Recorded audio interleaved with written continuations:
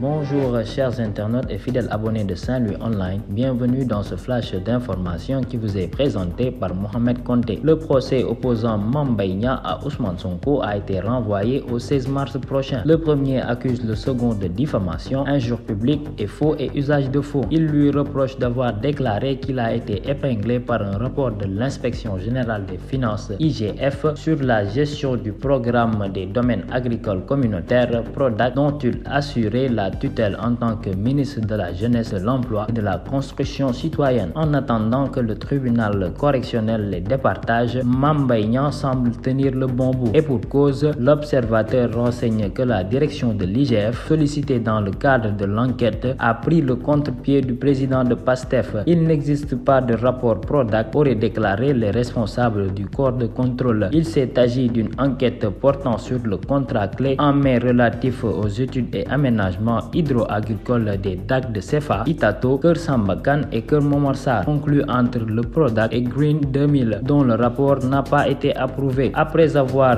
précisé face aux enquêteurs de la DIC qu'il voulait parler de l'IGF en évoquant l'IGE, Inspection générale d'État, Ousmane Sonko avait maintenu ses accusations de malversation contre Mame Mbaye Niang, jurant détenir le rapport qui accablerait ce dernier. Je suis malgré moi sous surveillance surveillée, a déclaré l'opposant Ousmane Sonko dans une déclaration faite hier sur sa page Facebook dans laquelle il déplore les incidents de ce jeudi 16 février sur la Corniche alors que son cortège revenait du tribunal après le renvoi du procès en diffamation. L'opposant à Mame Mbaye Niang, le leader de PASTEF, a été extrait de force de sa voiture et embarqué dans un fourgon blindé de la police qui l'a ramené à sa résidence de la cité Keur Gorgui. Ousmane Sonko dénonce par là la violation de sa liberté d'aller et de venir. On me bloque chez moi de manière tout à fait illégale parce qu'aucun juge n'a décerné une ordonnance pour que je sois sous résidence surveillée. Au moment où je vous parle, ajoute-t-il, je devrais être à l'ambassade des États-Unis au Sénégal pour célébrer avec eux, les Américains, leur fête d'indépendance. On me refuse tout déplacement hors de mon domicile, barricadé par des chars de combat et des centaines de policiers. Nous finissons avec une plage en passe de devenir une décharge. C'est le visage peu reluisant de la plage de Soumbédioune, qui est sur la corniche dakaroise. Soumbédioune était un lieu où se hâtaient bon nombre de touristes. La plage abrite par ailleurs un quai de débarquement pour la pêche traditionnelle. En cette période, Soumbédioune vit de sombres moments à cause de deux canaux de drainage d'eau censés être pluviales, le canal 4 surtout. Cette voie tracée pour évacuer les eaux pluviales est le lieu de transit de beaucoup de déchets. Par ailleurs, des branchements clandestins de fosses septiques y sont visibles. Ainsi se déversent dans la mer des eaux usées non traitées, ce qui constitue une violation flagrante du code de l'environnement. La présence de ces déchets impacte en outre la principale activité économique du village au grand désarroi des populations. Voilà, c'était tout pour ce flash.